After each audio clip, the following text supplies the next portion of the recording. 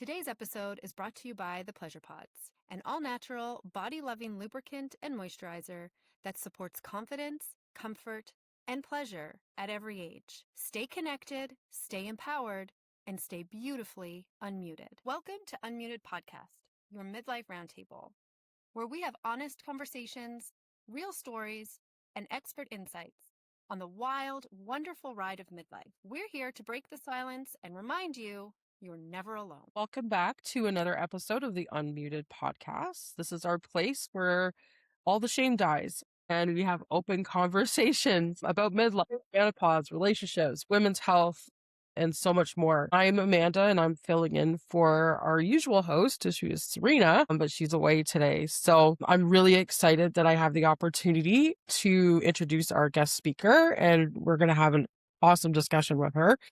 Her name is Brooke Gordon. Brooke is a leadership strategist, facilitator, and advisor who works with leaders navigating disruption, change, and high-stakes transitions. With more than 2 decades of experience across strategy, human resources, and organizational leadership, she brings a practical systems-level perspective to conversations about care, capacity, and decision-making.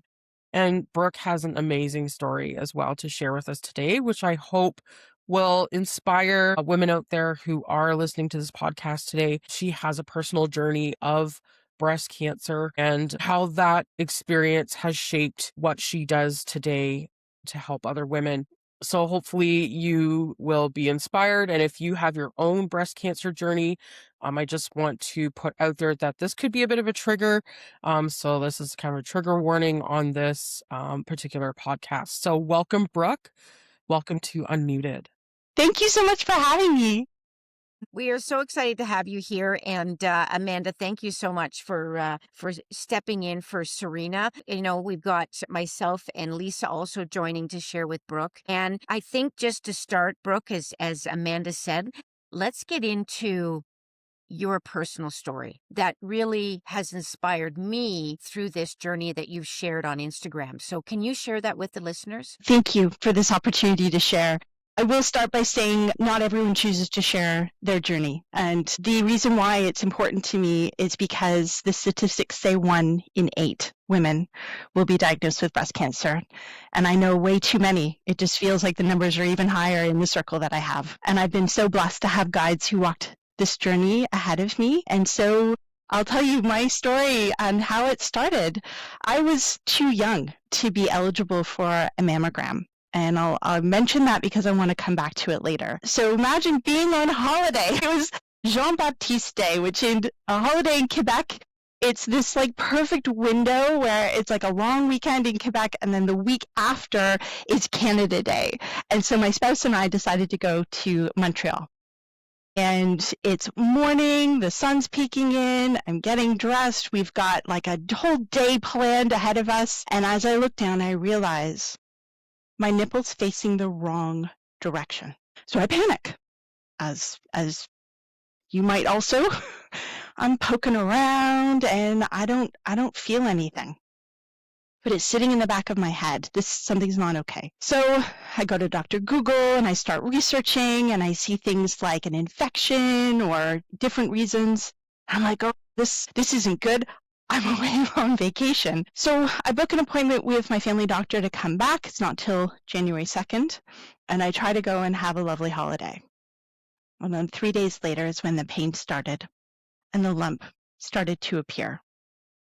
What I learned afterwards is that I wasn't going to feel it because of where it was positioned. The lump was directly behind the nipple, which is a spot that when you're doing your self-exam is harder to get to because it's tender. We don't tend to push as hard there. And also there's inflammation around the tumor.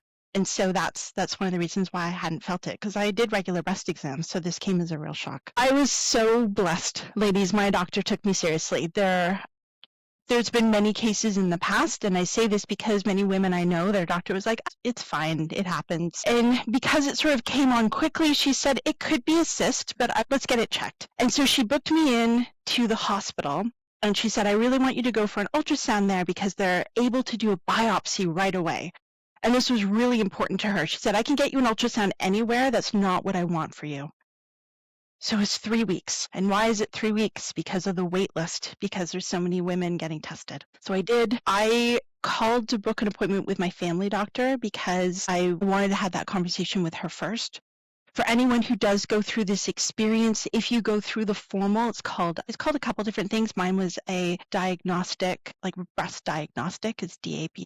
When you do that, you get put in with a surgeon right away. So you get your results from the general surgeon. And I know this because one of my girlfriends had walked this journey before me, and she warned me, and she said, listen, they're going to ask you, do you want a mastectomy or a lumpectomy? And I was like, what are we talking about? Yeah. And sure enough, it's exactly what happened. So we found out from my family doctor. We drove straight from her house to my parents' house because they lived nearby. My spouse just burst into tears when he walked through the door. So my very first experience of dealing with the diagnosis and sharing the diagnosis, I didn't say anything.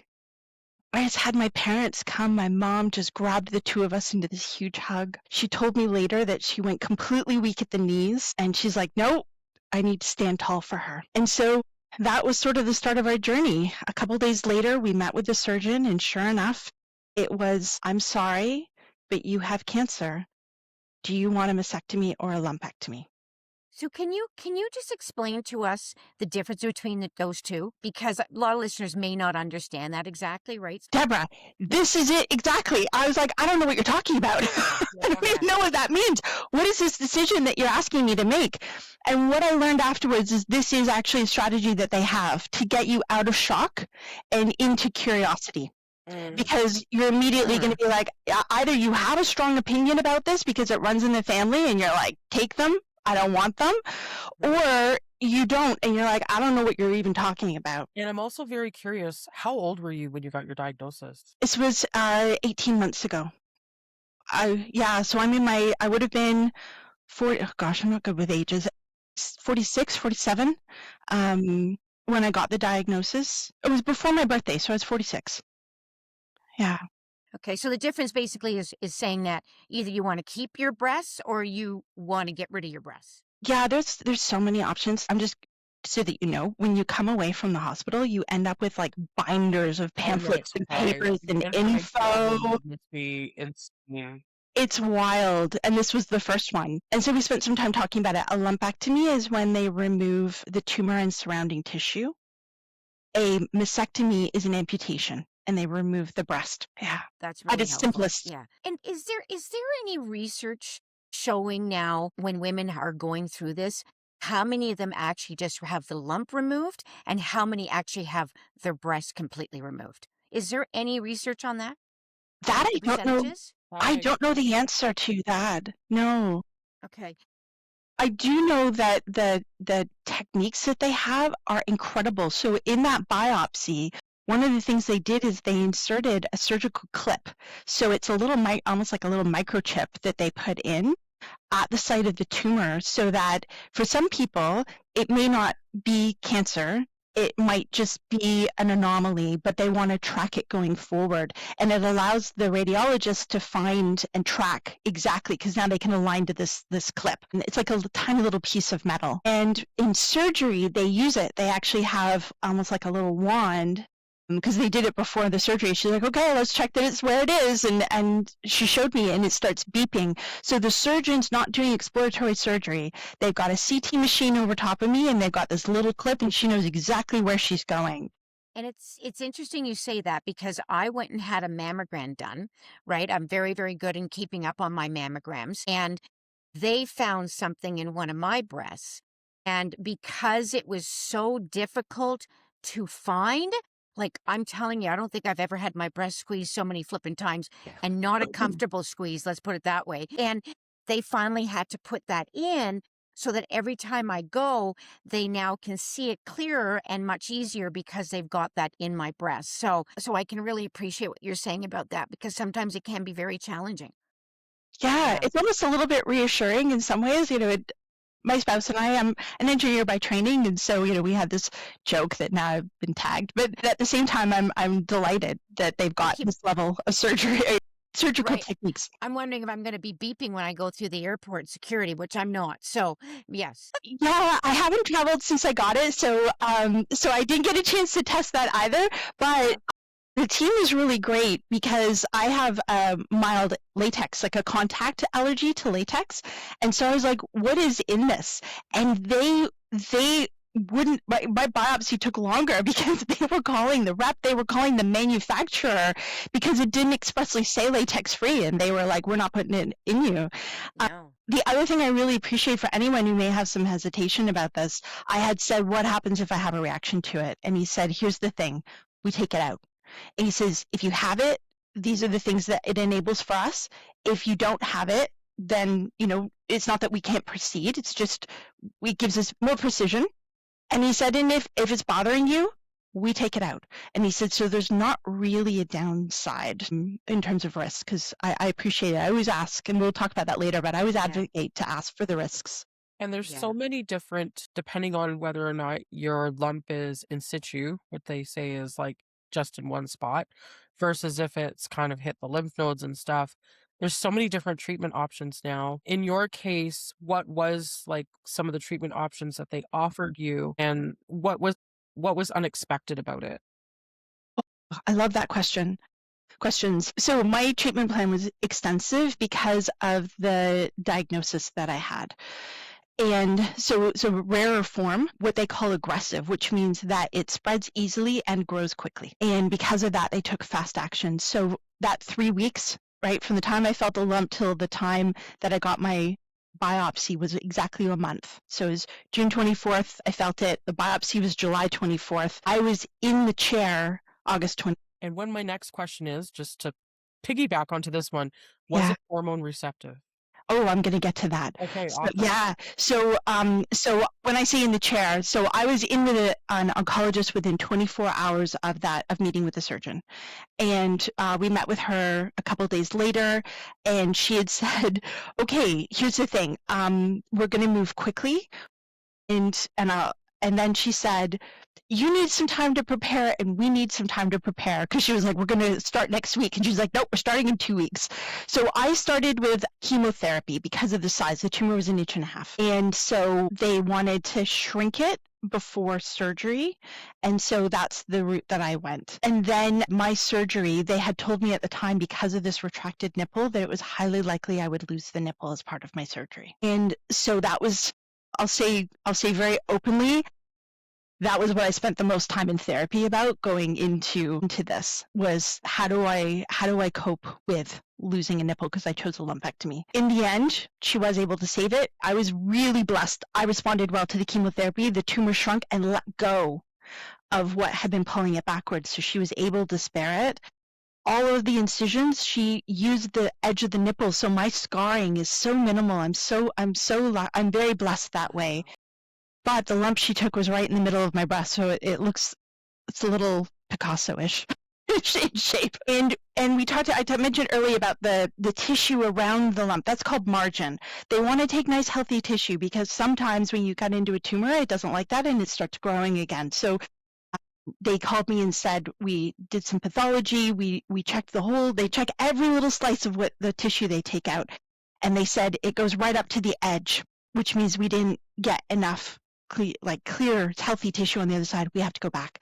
So I had to do a second surgery 3 weeks later. What they found, Amanda, my initial diagnosis, or I should say the initial diagnosis, was for something called HER2 positive, estrogen positive, progesterone positive. So it's called triple positive. That means that there's receptors on the tumor cells that use our natural body's hormones and signaling to grow.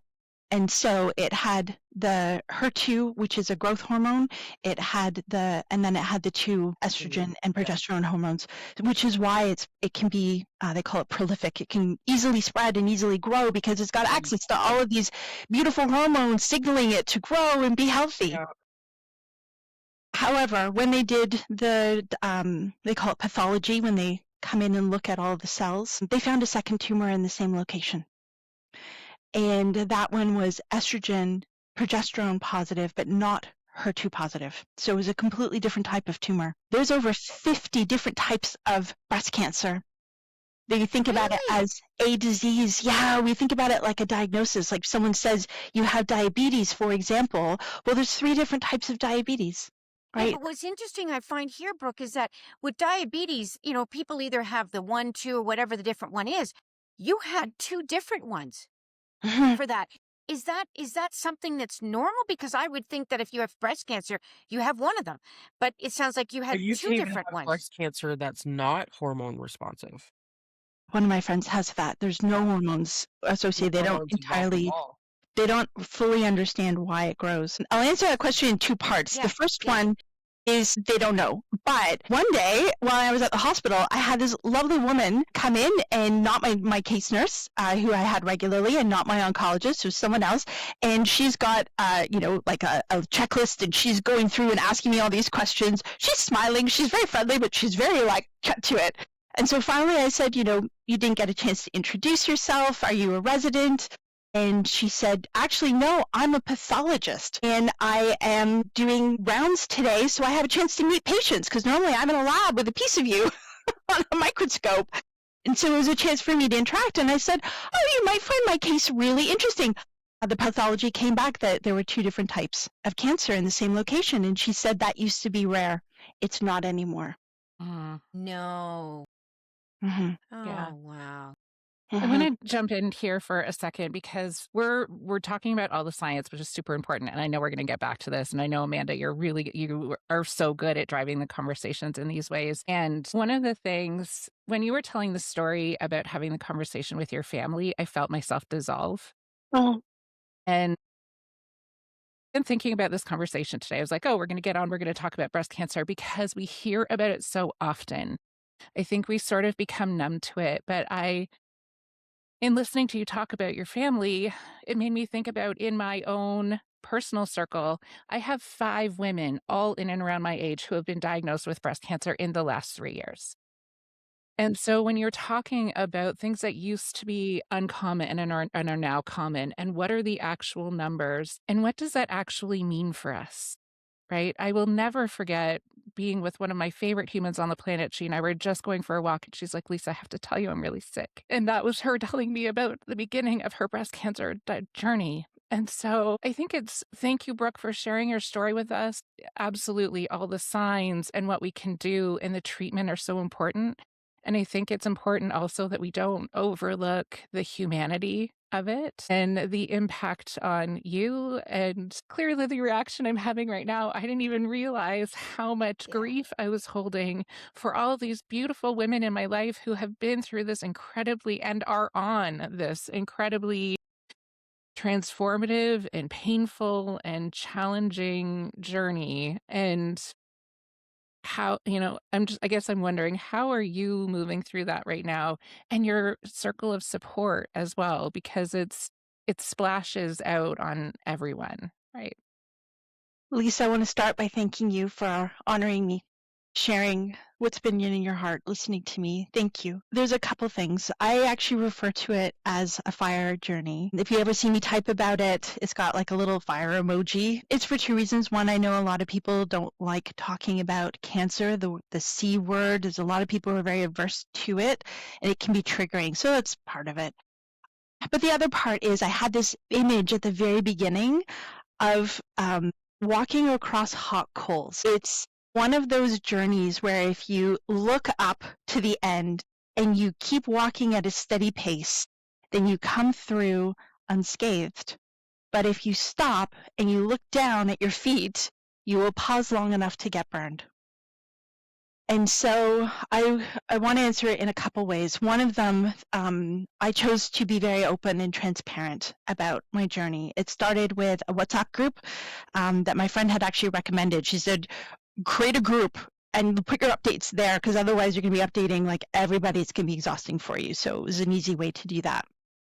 The second thing I did is I started afterwards posting more about it online, because I didn't want to disappear, honestly. I didn't want to just disappear.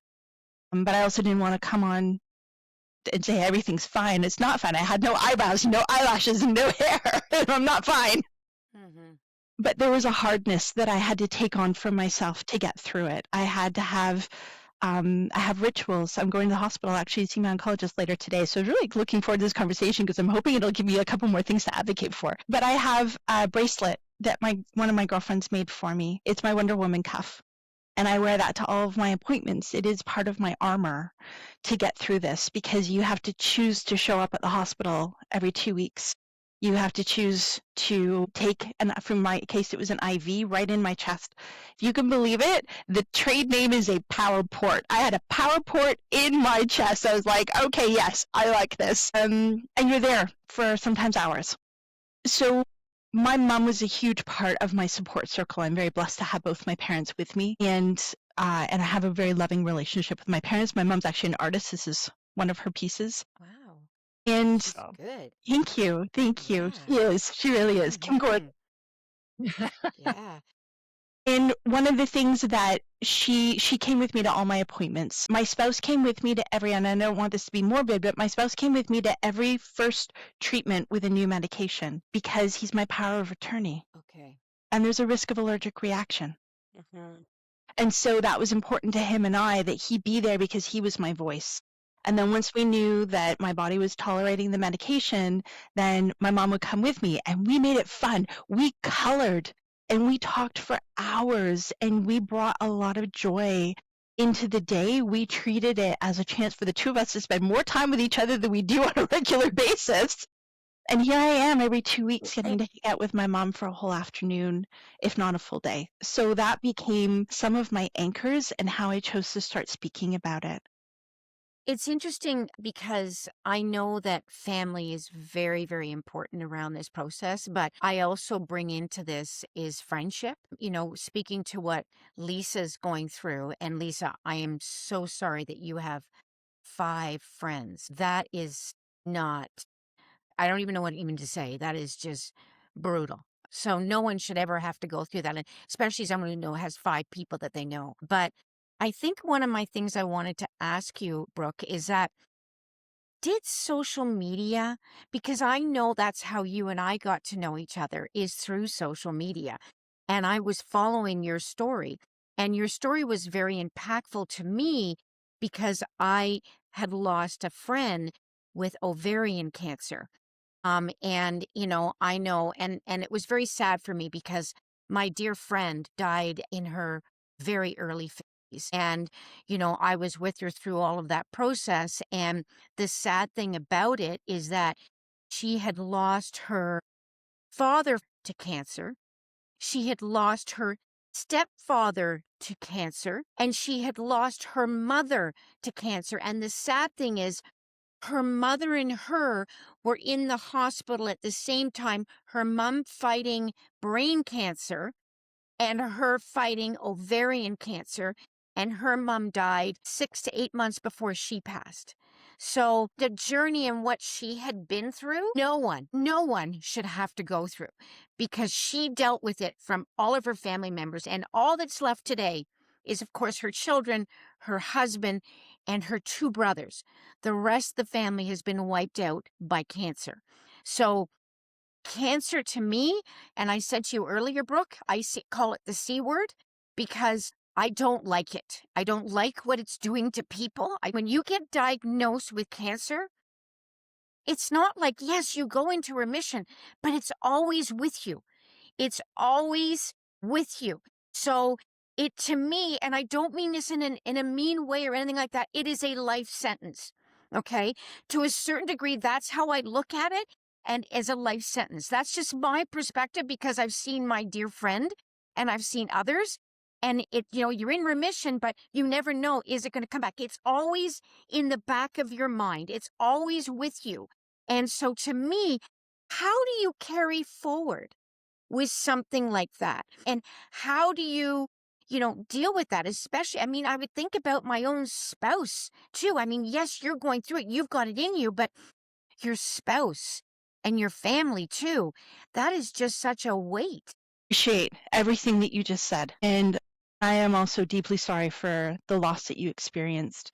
One of my dear friends, who Amanda is also a personal trainer, and she she's come with me through this whole journey. And so she's literally moved with me 3 times a week from my diagnosis until even yesterday. And we developed different workouts to manage the nausea, to manage the constipation, to keep me moving with through the fatigue. And so at the end of that part of the journey, because the journey's not done, but at the end of that part of this fire journey, she said to me, "Thank you for giving me an experience where somebody lived through this." It's amazing. Because she also had that same fear as you. And so I think part of it is a perspective of what you've lived with and what you've experienced. I think for me, perspective has been huge. I'm not gonna use the words here because I know many people are listening, and we've obviously identified a trigger warning, but when I had to take my medication and they're called infusions because they're done by IV over a long period of time. For me, there's many different forms. My friend had said going in,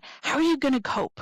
How are you going to cope with this, knowing that this medication is being put into you and it's going to make you feel really sick?" And we created an avatar. I had a whole mental model around it.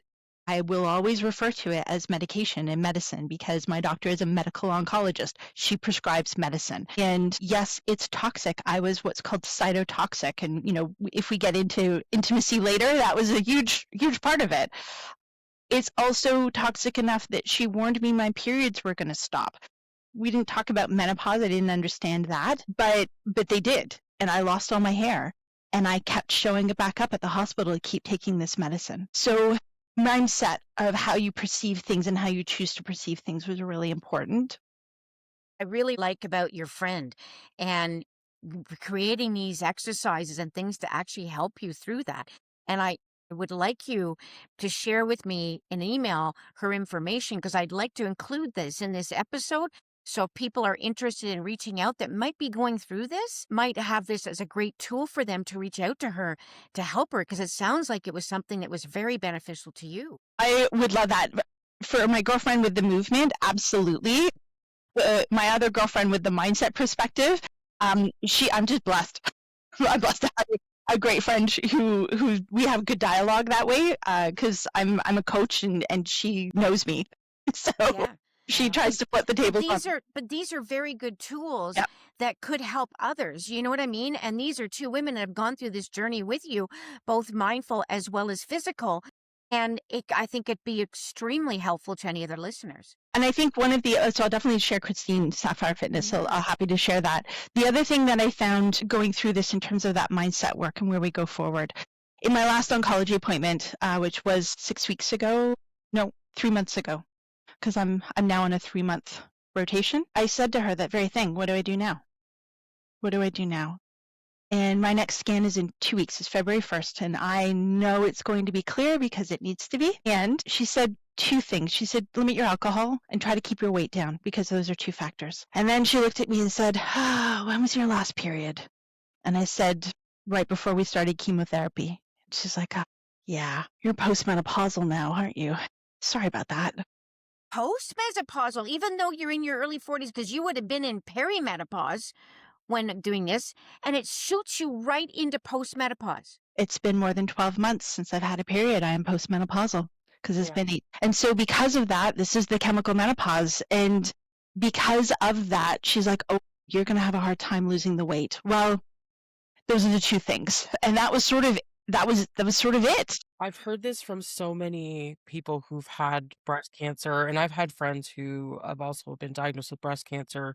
I had a friend actually pass away in her 30s from it. And it's just, there's so little information around what the medication they use actually does. And if you have hormone responsive breast cancer, they're going to give you medications that's going to shut it down. They're going to shut down your ovaries. They're going to shut down ovarian function. The education piece around here so much is so limited around what that actually means for women.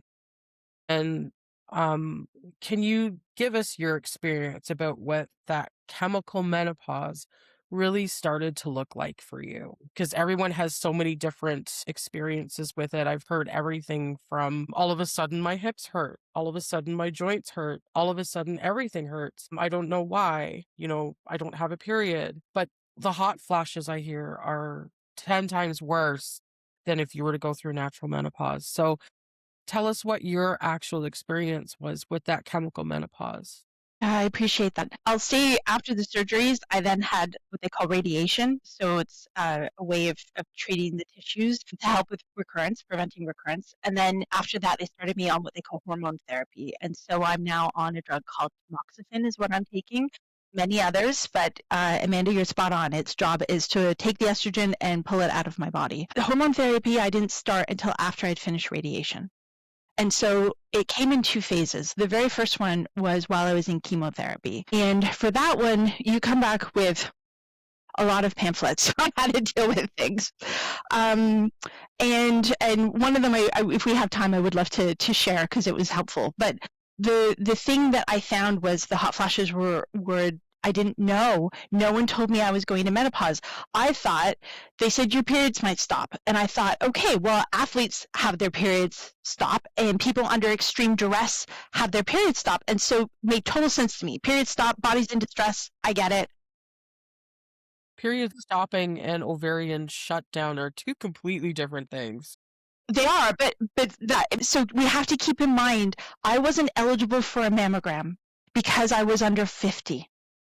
And so at the time, it's now changed. In Ontario, it's less than 40, but those changes came through after I was in the process. So many doctors, menopause isn't a conversation they're really having with their patients because they're in an age where they're already either in it or past in postmenopausal, and so there is no conversation to be had. And so then you have people like myself, and one of the women that I met on this journey, she's 22 and she's now looking at egg preservation. She's looking at what will happen with fertility treatments. She and I are having, they had a conversation with her, but I was in this kind of like weird spot where it's like, well, you're at sort of the end of having kids, and so there's just no conversation. So the hot flashes started, and at the time, because I was in chemotherapy, I thought, okay, I'm doing too much. I thought it was a nervous system response saying, this is too much, you stop whatever you're doing. And I would stop whatever I was doing, whether it was movement, I was thinking about something that was stressful, and I would stop and I would go and have a nap, or I would just sit and have a cup of tea, and it would pass. And then after I started the tamoxifen, the joint pain was probably the one that impacts me the most. It's my ankles, I have all the joints, my ankles, my knees, my hips, my shoulders. I also have some complications because they remove some lymph nodes. So there's other pieces that come into my mobility limitations now, something called cording or webbing. But it was just really, it came in waves. So the joint pain started once I started the tamoxifen. The hot flashes now are very different, and they are intense. My skin is on fire, like it is a heat. And it's kind of funny because for years I was like to my spouse, you need to warm me up. And now we get into bed and he comes over and like snuggles close to me and he's like, okay, I'm warm now. And then he leaves and the whole room has gone up by 2 degrees because we have a temperature sensor in our bedroom. And I'm like, no, you have to go now. I'm sweating. I think we can all relate to that ourselves. So yes. I get Yeah. that from my husband, and I'm not on tamoxifen.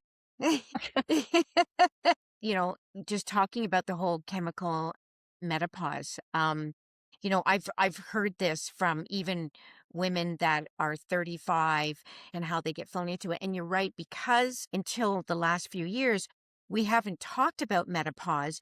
It's been ignored. And now finally it's at the forefront and it's being discussed.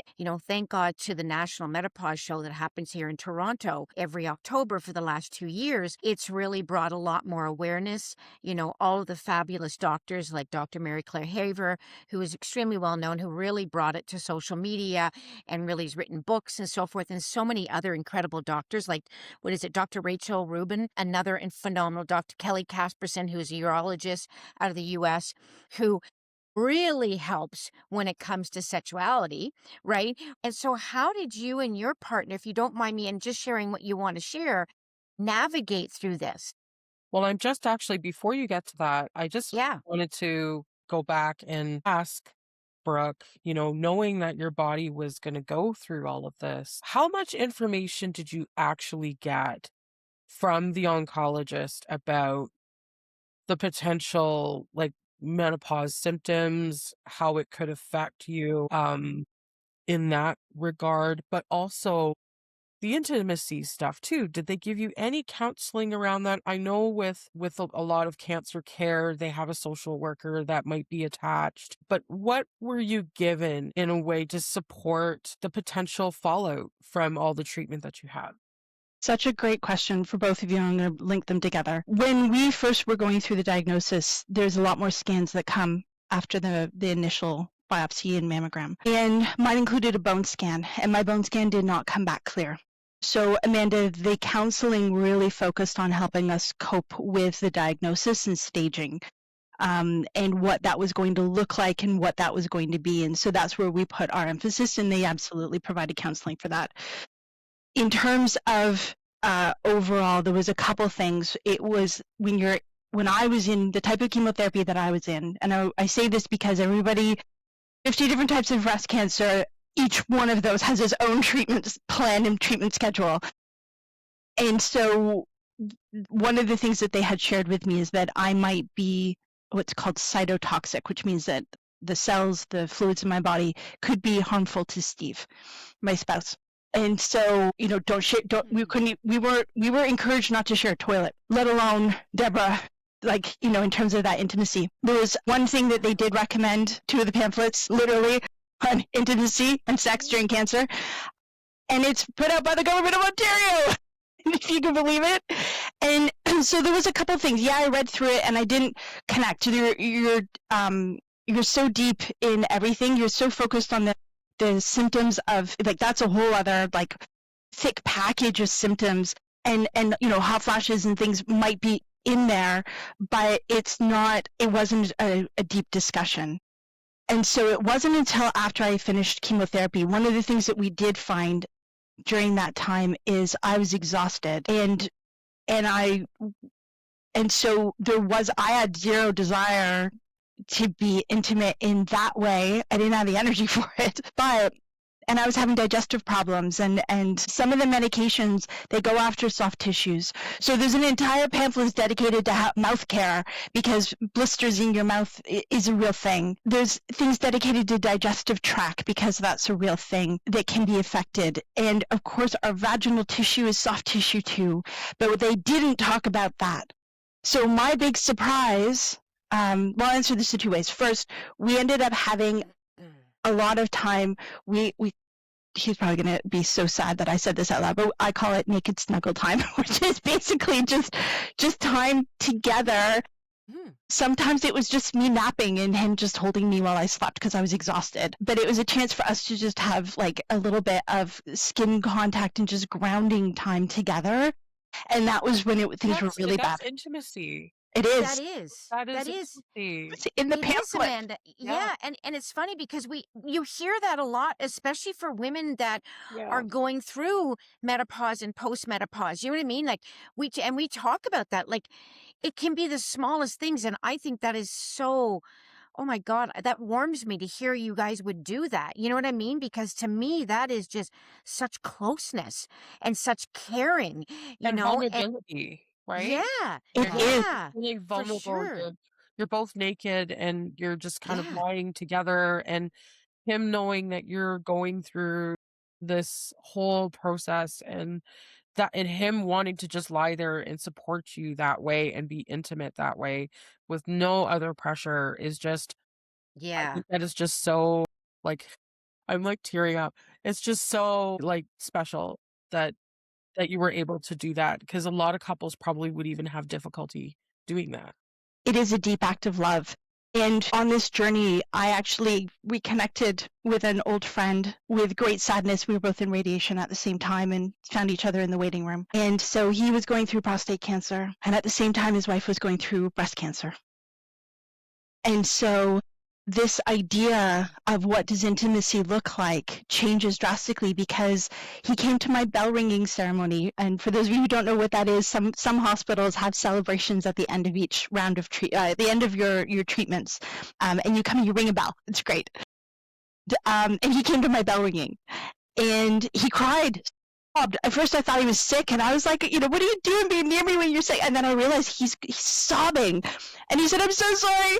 I'm on anti-testosterone. I get hot flashes and I cry about everything. Yeah, absolutely. One of the things I hear you saying, like the underlying themes through the cancer journey and also the menopause, perimenopause journey, is this deep call back to the body in ways that are, yes, painful, but also really powerful. When you were talking about your friend, I also have a male friend who was diagnosed with breast cancer. And so it is also not gendered, right? It can impact lots of people. But one of the things he said to me that was really interesting was a conversation he had with his oncologist. And his oncologist looked at him and said, what happened in your life about 6 months ago? And my friend was able to say, like, he had had an exceptionally stressful event happen about 6 months ago. And his oncologist said, this is a trend I am really starting to notice in people, that there was something they experience. There might be a pre-proclivity to cancer in a person or a family,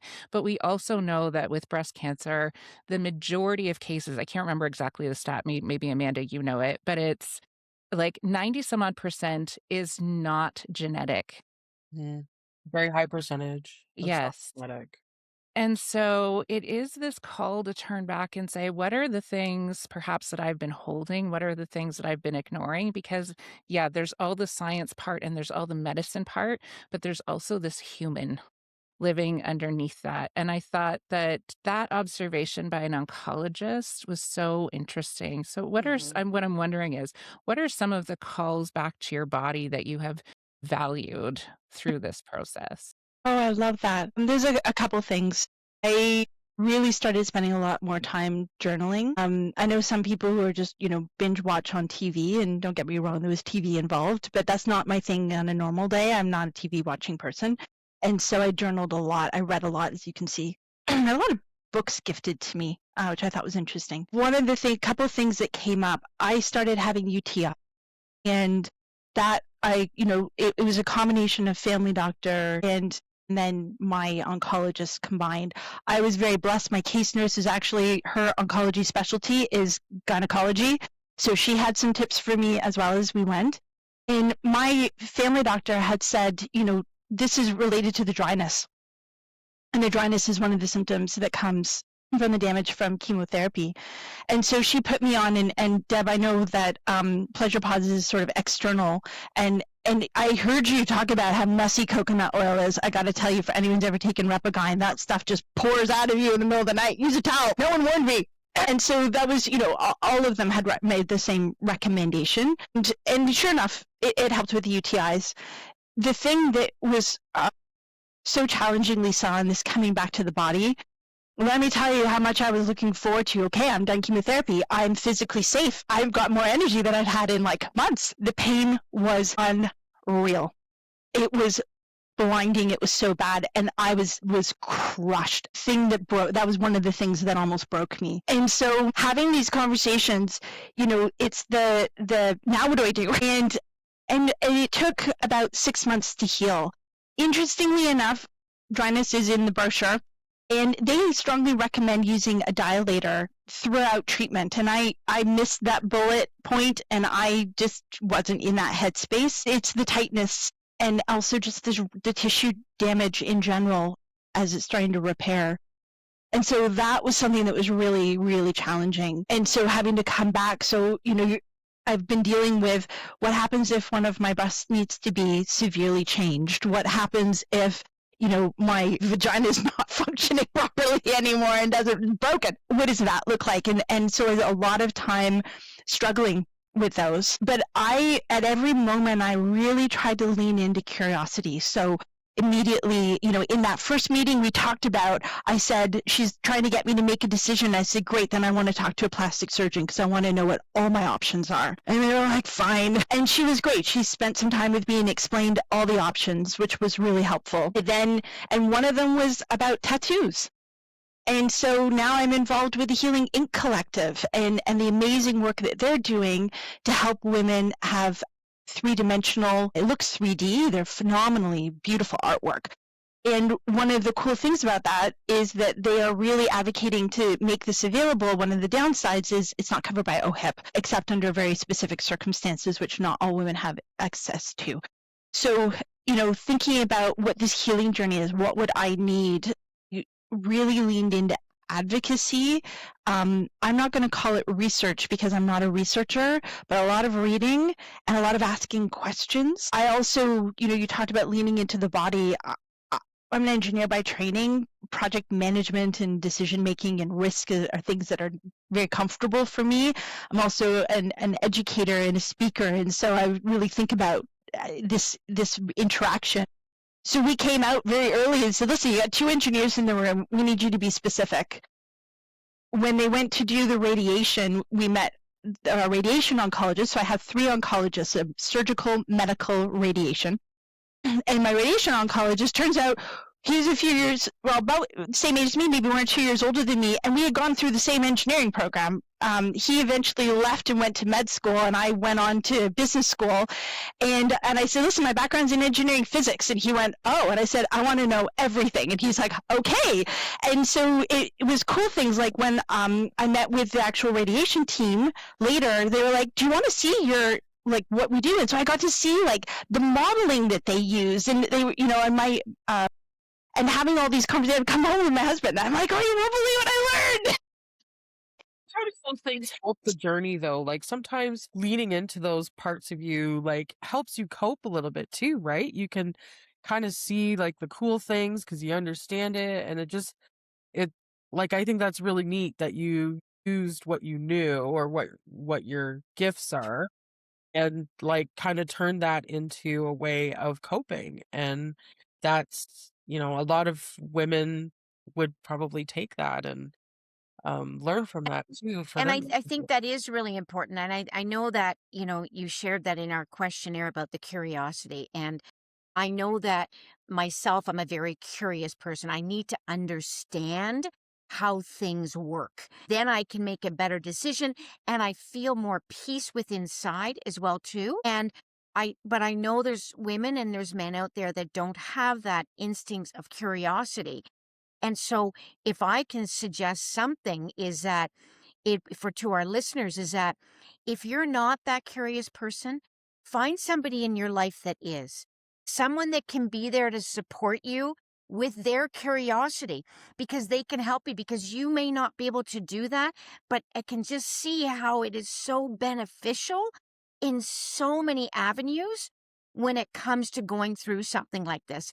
It's finding those individuals in your life that can really help you in certain areas that maybe you're not strong in, that can really be there for you.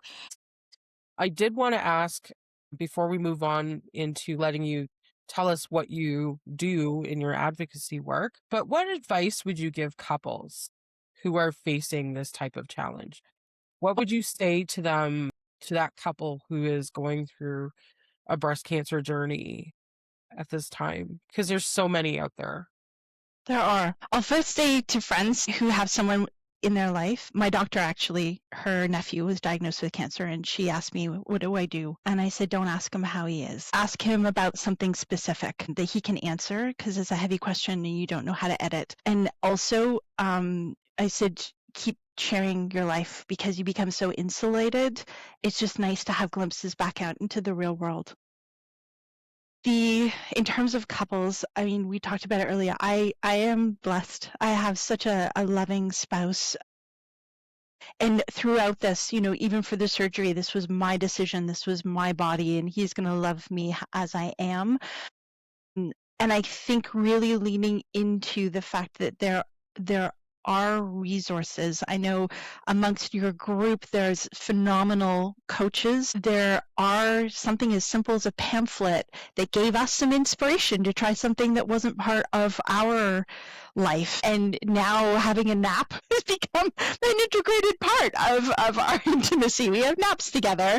And snuggle time, and that's now something that I'm like, I think I want to keep this, and he's probably cringing on the inside if he hears this, but it's something that was really, it's meaningful, and so it's pushed us and I think in a positive way, to have way more conversation than we used to. Because when I was in my 20s and 30s, it was, we're having a great time. And it was more like, do you want to try something for the sake of trying it? Now it's, do you want to try something because it doesn't hurt? Do you want to try something because it is actually just more enjoyable? Do you want to try, should we shift position, not because we want to shift position, but because someone's shoulder or elbow is starting to feel kind of achy, right? But Oh God, yes. you have to speak up. You have to speak up. And you have to be sharing your vulnerability. And when you go through something like this, Brooke, okay, you have to get really vulnerable, right? So, and to be able to share that vulnerability with your partner is one of the most difficult things, I think, in a lot of relationship, is the communication of vulnerability. And I think this really puts that into place here. And were you ever offered, going back to like when you were saying that things really hurt, were you offered anything that, other than like the messy coconut oil that runs out, were they were they offering you any other kind of relief for that? I know there's lots of research now being done regarding vaginal estrogen in breast cancer patients and that type of thing. And I'm just wondering if any of those conversations had ever come up with yourself and the oncologist, and what the medical community is telling you about those kinds of things at this time, because that's so important, like getting back into your life and your intimacy once treatment is over. We sometimes forget that, yeah, treatment's over, the cancer might be in remission, or we're just monitoring now. But what's that woman's life like now that she has finished this and she's trying to get back into her life the way it was before cancer? Like, what type of aftercare do they give, or what have you been offered in those terms? For myself, I don't view trying to get back. And the reason why is because I can't get back. I've been surgically, medically changed. My perspective has changed. So I don't want to go back to who she I guess was. I didn't mean it going No. to be like, No, but it's an important distinction. I try, Amanda, this is something I've been working on with my therapist. So it's an important distinction. How do I go forward from here? Right.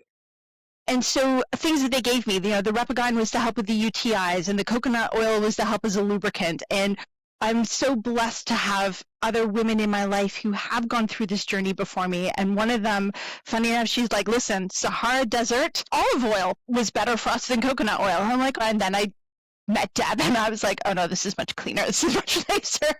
And just so you know, Brooke, you can put it up there. You can cut it into little pieces, and you can insert it with your finger. Yeah. It is no problem at all. It is just as natural as coconut oil. There's nothing that's going to harm you.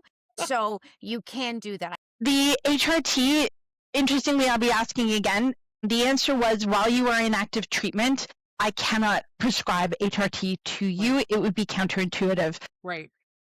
And so because of that, includes the vaginal estrogen. That includes the vaginal estrogen. And make no mistake, that is on my list of things to ask for today. I'll also be asking about osteoporosis, because I'm now at high risk. That's another thing I was going to ask about. Yeah, and I'm going to be asking also about the estrogen, I'll call it an anti-estrogen that she's put me on. Why did we choose that one? Because we didn't actually talk about that. And so I'm going to ask about that as well. And so what does advocacy look like? You have to keep asking. You have to be bold. I was bold, and with my husband sitting beside me in a room with an oncologist and a nurse, I said, sex is painful. I don't know what to do. What have you got for me? And it was, the answer at the time was coconut oil, but I was willing to say it out loud. And I, whether he was comfortable or not, it didn't matter. It was my question to my doctors. And I say that he's with me. My spouse came as my second pair of ears to all my doctor's appointments, partly to also give how he was seeing me, because sometimes I felt better than I was. I didn't realize how sick I was. And so he could speak up for me for that and give a perspective and lens, but also to hear what they were saying. We could come out and we both took notes and we both remembered different things. So having a second pair of ears. Tell us about what you're doing now. So what's your advocacy work? The seasonal blueprint, what inspired you to create it, and how it's impacting others and who've participated with you. Thank you for that. I wanted to pour my energy into something. I'm a very industrious person and an entrepreneur at heart. And so even though I put my speaking and my teaching on pause, I really wanted to do something. And so for Christmas, I created a workshop for my parents. And I said, this hijacked 2024 and it's going to hijack part of 2025 for us. And so I wanted them to be able to go into the year with intention. And they loved it so much, they asked if I would be willing to do the workshop for some friends of theirs. And I said, no, surgery coming up. I'm too tired. I said, but I'll sell them the workbook and let's make it a fundraiser. And so last year, I raised almost $7,000 for breast cancer research, specifically Wow. for those pilots that are hard to get funded by the larger agencies. And those are the ones that are so important. I will say I know that research has saved my life. It is because the type of cancer that I was diagnosed with has these receptors. They can do things to support me. And so I wanted to be able to pay that forward. And so that is at its heart, it is about really looking at what was last year. What is it you want to go do going forward? What it is not is a goal setting. It's not about your typical SMART goals. You're not going to find that in there. What you are going to find is really thinking about what do you want? How do you get into your calendar? How do you start looking at resources? So it's about perspective. Deborah, you talked earlier about, this way of looking at things and thinking about things. This is where I put my heart energy into doing that for others. So a lot of questions, not questioning, just questions that you can sit with. And some of them might be a question that you don't want to answer. It's your book, you don't have to. And some of them might resonate deeply. And so that's the seasonal blueprint. And I did go in to see it, and I think I'm going to be getting it because I find it so interesting just for me and in my own life. You know what I mean? And so I think I want to make sure that everyone understands it's for anybody and everybody. It's not just people that are going through cancer situation. Anything like $37.50, either US or Canadian. I love that it's going to an extremely good cause. And I really applaud you for going through something like this and then finding ways of how you can give back for something that saved you and all of this research and helping those that come after you. I think that is important. So thank you for that, Brooke. Did you have something to say, Lisa? Did you want to add? I just was going to, on Deb's point, I thank you, Brooke, and to all of the women who are going through this and are sharing their stories and are doing this advocacy work. Deb, like you said, making things better. And I would be remiss without taking the opportunity to also shout out Jenny Dale, who is the founder of Dense Breast Canada. And thanks to her advocacy and the advocacy of her organization in Ontario, Alberta, BC, I believe it's starting to move throughout provinces, we now have a self-referral program.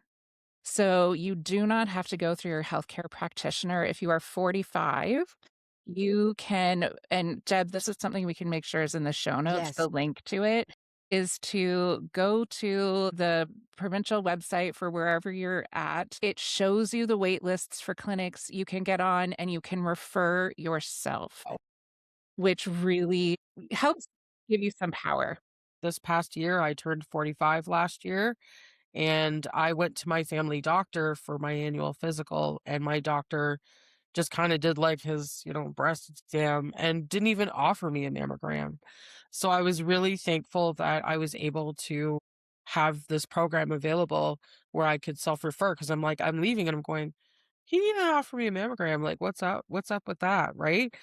And I think it was just early last year that whole self-referral thing came out. So I'm like, yep, I'm booking myself in. I got myself in within 6 weeks, 8 weeks or something. It's awesome. And I had my first mammogram, and thankfully it is completely clear at this time.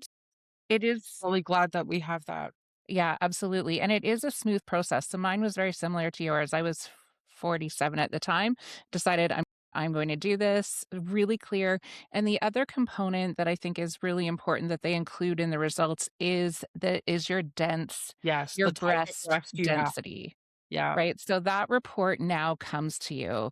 And that information can be a game changer in knowing what your breast density type is. And if you're not sure how to read that, again, there's lots of resources and people who can help support you with that. Appreciate you sharing that, Lisa, and we'll definitely make sure that is in the show notes for everybody. So thank you for that. So to finish off, Brooke, what advice would you give someone who wants to use their story to help others, but isn't sure where to start? I've had a couple of friends actually in the last year that have been diagnosed with breast cancer. And, one is like really internalized everything. And one is starting to share her journey on, in the social media space because she's finding that, it's actually helping her with her journey. So, what advice would you give to someone who wants to share their story to help others, but they're just stuck? I would say, very first thing, decide what's important to you. So for me, I leaned into the seasonal blueprint as and fundraising for cancer research. So cancer research became the thing that was really important to me. I also am very strong around self-detection because early detection is what saves lives. There's more options. There's just more options for the doctors. So mammograms is something. And so on the first of every month, I post, and I actually ended up collaborating with an incredible artist in Chicago. Her name's Chelsea Tam. She created a piece of artwork for me. And on the first of every month, I will post it and talk about, hey, go get either a self-exam and here's how to do it, or a mammogram. And so that was sort of the thing. And then people can become curious, and then you can share maybe your experience, or you can start to find ways of sharing to protect yourself in a way. You don't want to share what you don't want to share, but the things that you do want to share, you can find an avenue to share it that has some commonality with people. And what I have now had is that women who said, I'm going to get my first mammogram because of you. And I always say, please, no matter the results, if you're comfortable, let me know the outcome. And I get voice notes all the time. I did it, came back clear. I'm going. If I don't hear, I'll check in. Are you, how did it go? How was your experience? Some people don't have a positive experience, and some people have a great experience. And so that's been a point of connection. So I would say find the thing that you're comfortable talking about and let that be the little point to start. And then over time, as you get more comfortable and you see how people are responding and what they get curious about, then you can start sharing more of your story. And I want everybody to know that I will have all of Brooke's contact information, so forth, in the show notes, because I think it's really important. You need to have people and resources like this to really help you get through this. And I think that's the key. It's community. Community gets us through everything. We hear ourselves at Unmuted, the Midlife Roundtable podcast. We really want to make sure we help build community for women. It's really important to us. So, Brooke, thank you. I really appreciate you taking this time to share your story and who you are as a human. Just to piggyback on that, I had someone make a comment on one of my posts on Instagram this morning, and she is a breast cancer survivor.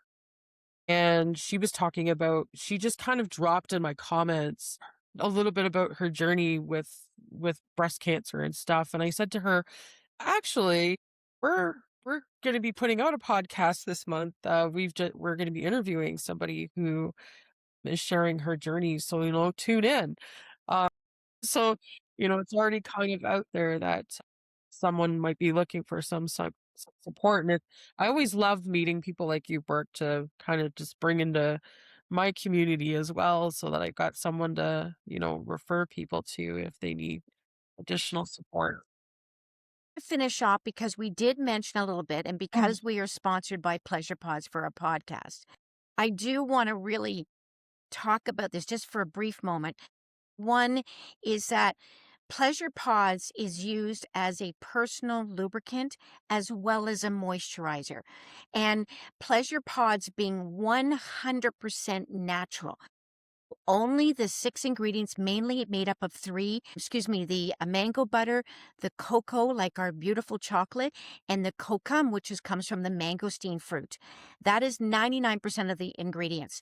This is very safe to be able to insert. So, as I say, because it's a solid, you can cut it up. You don't insert the whole thing. You can cut it up into little pieces and insert it into little pieces, and it doesn't come goobing out and doing any of that stuff either. And what I love about it is you get to manage how much of a piece you want to put in. I always say to everybody, start small. and then just gauge that from there.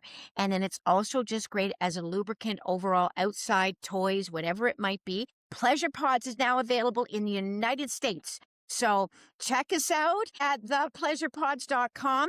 And Brooke, thank you. You can follow or subscribe on Spotify, Apple, and YouTube. And be sure to follow us on Instagram and Facebook at Unmuted Midlife Podcast.